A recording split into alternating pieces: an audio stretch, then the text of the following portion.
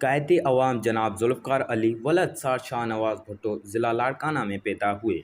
आपने पाकिस्तान के सदर, वज़ीर आज़म, वज़ीर ख़ारजा, वज़ीर तिजारत, वज़ीर अक़लियत अमूर, वज़ीर सनअत व कुदरती वसाइल अमूर कश्मीर मुस्लिम कॉलेज कराची में दस्तूर कानून के लेक्चरार और chief marshal administrator of Pakistan की हैसियत में खिदमत सरअंजाम दी।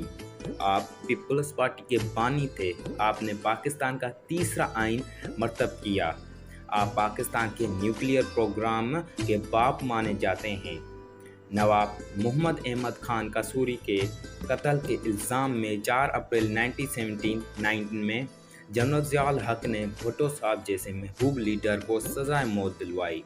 इन्हें रावलपिंडी जेल की तख्तादार पर लटकाया गया। भुट्टो साहब की जिस्म खाकी को अबय कब्रिस्तान गढ़ी खुदा बख्श में सुपुर्द खाक किया गया।